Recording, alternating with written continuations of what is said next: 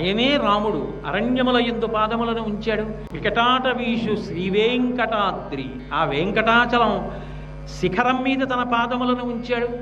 శిరసశ్రుతీనాం, వేదముల యొక్క చివరి భాగములైనటువంటి ఉపనిషత్తుల యందు తన యొక్క పాదములను ఉంచాడు. జ్ఞానకాండ అయినటువంటి ఉపనిషత్తులు చెప్పేది వెంకటేశ్వరుని యొక్క వైభవం గురించే. కాబట్టి శిరసశ్రుతీనాం చిత్తేప్యనన్యమనసాం సమమాహితౌతే, ఏ ఇతర విషయముల మీద దృష్టి లేకుండా ఎప్పుడు ఏది చేస్తున్నా నిరంతరము ఆయన గురించి ఆలోచించేటటువంటి మనసు కలిగినటువంటి పరమ భాగవతోత్తములైనటువంటి వారి యొక్క మనస్సునందు కూడా ఆయన పాదములు ఉంచాడు. అన్నిటి మీద తన పాదములను ఉంచినటువంటి స్వామికి తరతమ భేదమేముంది? అందరినీ అనుగ్రహించగలిగినటువంటి పరమ దయాశాలి. అందుకే అంత గొప్ప పాదములు కలిగినవాడు సుమా అని చెప్పడానికి ఆయన అందరి తలల మీద పాదములు పెట్టగలడు. ఎప్పుడు? త్రికరణ శుద్ధిగా ఆయన దగ్గరికి వెళ్ళి, స్వామి నన్ను నువ్వు అనుగ్రహించు అని చెప్పి అడగగలిగితే చాలు. ధార్మికంగా బ్రతకాలని అనుకుంటున్నాను, నాకు చేదోడు వాదోడుగా నిలబడు, నన్ను ధర్మమునందు నిలబెట్టు అని త్రికరణ శుద్ధిగా అడిగితే ఆయన వెంటనే తన హస్తమును బాసటగా ఇచ్చి నిలబడతాడు. ఆయన పాదములు తల మీద ఉంచుతాడు. అటువంటి కరుణామూర్తి.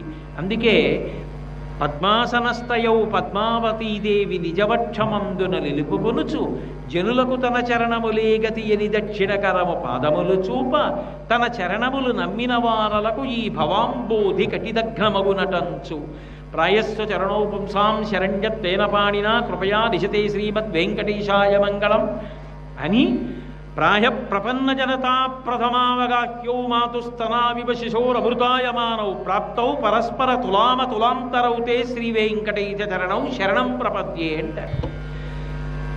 ఒక పిల్లవాడు తల్లికి జన్మిస్తాడు. ఏమీ ప్రపంచం ఏమీ తెలియదు వాడికి ఆకలేస్తుంది. వాడికి ఏం తెలుసు? తనని ఏది పోషిస్తుందో, పోషించే పదార్థం ఎక్కడి నుంచి వస్తుందో వాడికి ఏం తెలుసు? ఏమీ తెలియదు. ఏమీ తెలియనటువంటి పిల్లవాడికి బ్రతకడానికి యోగ్యమేది? వాడు బ్రతికి బట్ట కట్టాలి అంటే అమ్మ స్తన్యమును నోట్లో పెట్టుకుని పాలు తాగి బతుకుతున్నాడు. మొట్టమొదటి దృష్టిలో అమ్మ స్తన్యము వంక చూసి పాలు తాగి బ్రతికి బట్ట కట్టినట్టు మాకు నిజానికి మొట్టమొదట చూడదగినవి ఏమైనా ఉంటే నీ పాదములే. అవే మమ్మల్ని బతికించగలిగినవి. అమ్మ బ్రతుకిచ్చి బతికించింది. నీ పాదములు ఇక మళ్ళీ పుట్టవలసిన అవసరాన్ని తీసి బ్రతికిస్తాయి. కాబట్టి ప్రాయప్రపన్న జనతా ప్రథమావగాహ్యో మాతుస్తనావివ శిశోరమృతాయమానౌ ప్రాప్తౌ పరస్పర తులామతులాంతరౌ తే శ్రీవేంకటేశ చరణౌ శరణం ప్రపద్యే. అమ్మ యొక్క స్తనముల నుండి వచ్చినటువంటి పాలు శరీరాన్ని పోషించాయి. ఆయన పాద దర్శనము వలన ఊరేటటువంటి అమృతమును పానము చేసిన వాడు ఇక మళ్ళీ పుట్టవలసిన అవసరాన్ని పోగొట్టుకుంటున్నాడు. అంబుజోదర దివ్య పాదారవింద చింతనామృత పాన విశేష మత్త చిత్త మేరీతి ఇతర విషయంబు చేరనేర్చు వినిత గుణశీల మాటలు వెయ్యునేలా అంటాడు ప్రహ్లాదోపాఖ్యానంలో ప్రహ్లాదుడు. ఆయన పాదములను చింతనం చేసి నిరంతరము ఆ పాదములను స్రవించేటటువంటి మందార మకరంద పానము చేసి మత్తెక్కిపోయినటువంటి యోగి పుంగవుడికి ఇక మళ్ళీ పుట్టవలసిన అవసరం ఉండదు. అంత గొప్ప పాదములు ఆ పాదములు. అందుకే నా పాదములను నమ్మి బతికేవాడెవరుంటాడో వాడు ఇక మళ్ళీ పుట్టవలసిన అవసరం ఉండదు. వాడికి సంసారం అనేటటువంటి సముద్రం కేవలం ఈ నడుము వరకు మాత్రమే వస్తుంది అని చెప్పడానికి వామహస్తంబు కటిభాగమున నుంచి చూపరులకు సంకేతించుచుండ పరమపావన శేష పర్వతము మీద ఆ శేషాచలం, ఆ ఆదిశేషుడు 1000 పడగలు విప్పుకుని ఉంటే ఎలా ఉంటుందో అలా ఉంటుంది.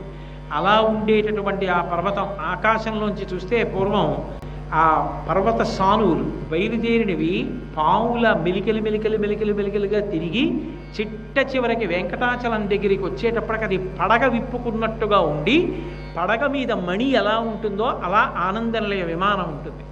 దాంట్లో వెంకటేశ్వర ప్రభు ఉంటారు. దాన్ని సూచిస్తూ ఆ విహంగ వీక్షణంగా తీసినటువంటి చిత్రం ఒకటి ఉండేది.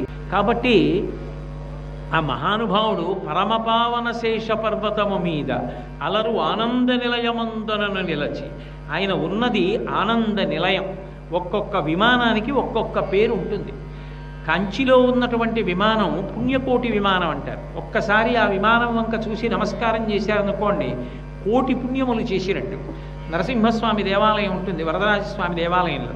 ఆ నరసింహస్వామి దేవాలయం దాటి ముందుకెడుతున్నప్పుడు ఒక్క క్షణం ఆగి చూస్తే వరదరాజస్వామి విమానం కనపడుతుంది, లేకపోతే దూరంగా ఉన్న కొండెక్కి చూడవలసి వస్తుంది. నరసింహస్వామి గుడి దాటినప్పుడు ఆగి చూడాలి వరదరాజ విమానం. ఆ కంచి విమానం చూస్తే పుణ్యకోటి, అందుకే దానికి పుణ్యకోటి విమానం అని పేరు. శ్రీరంగం ప్రణవాకార విమానం, ఓంకారం ఎలా ఉంటుందో అలా ఉంటుంది. తిరుమల ఆనంద నిలయ విమానం, ఆనంద నిలయం అని పేరు దానికి. సర్వం శ్రీ ఉమామహేశ్వర పరబ్రహ్మార్పణమస్తు. స్వస్తి.